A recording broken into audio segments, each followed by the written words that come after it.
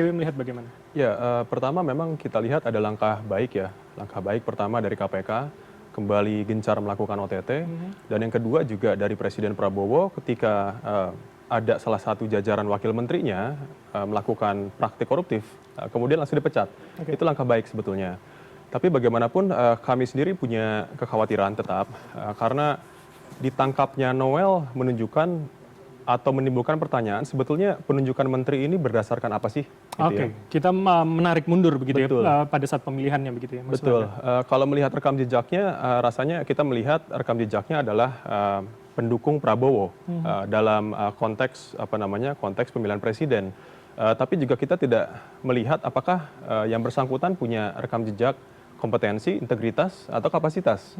Di situ yang harusnya kita pertanyakan. Sehingga saya punya kekhawatiran ke depan ada pejabat-pejabat lain yang diperlakukan serupa. Atau melakukan praktik serupa gitu ya. Apakah dia juga akan melakukan praktik korupsi atau tidak, itu yang nantinya harus kita lihat ke depan.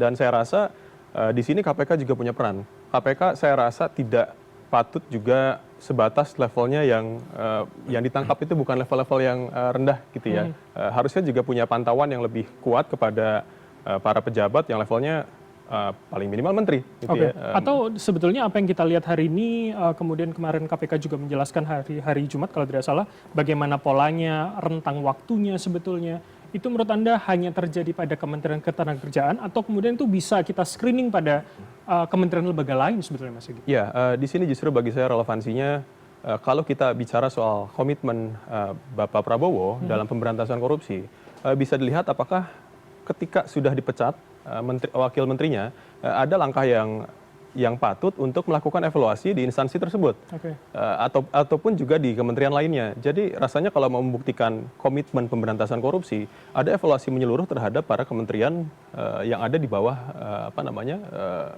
di bawah dirinya, gitu ya. Jadi dilihat apakah kinerjanya sudah cukup mampu untuk memenuhi ekspektasi, atau juga apakah ada potensi penyelewengan yang akan mereka lakukan. Kalau memang itu ada, itu bisa diganti sebetulnya kalau memang ada langkah tegasnya, gitu. Tapi dalam data ICW, analisa ICW sebetulnya pola itu pola yang umum dilakukan, atau kemudian ya ini bisa dikatakan hal baru gitu. Bukan penyuapan tapi pemerasan, ini yang kemudian menarik perhatian publik. Betul. Saya rasa kalau untuk ini sendiri kan KPK sudah menyatakan ini dari lama ya, 2019. Jadi artinya memang tidak terjadi baru ketika detik ini atau belakangan 10 bulan ini saja, tapi juga sudah akumulatif.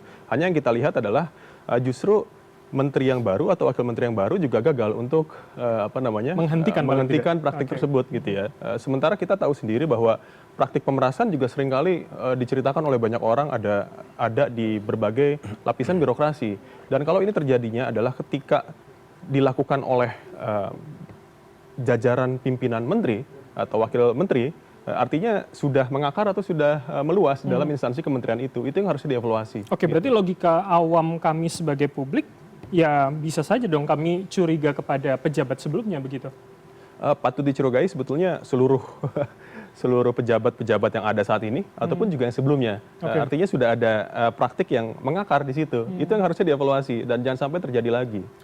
Pun kemudian kalau kemarin berdasarkan informasi dari KPK, pertama kali transfer 3 miliar adalah Desember 2024, artinya 2 bulan setelah menjabat begitu, Mas Egy? Betul. Artinya kenapa bisa secepat itu ketika seseorang yang baru menduduki jabatan bisa langsung mendapatkan keleluasaan untuk melakukan tersebut. Artinya kan ada celah dalam sistem yang ada di kementerian atau instansi tersebut untuk bisa membuat orang melakukan praktik demikian. Gitu ya. Di situ kita mempertanyakan pengawasannya seperti apa gitu.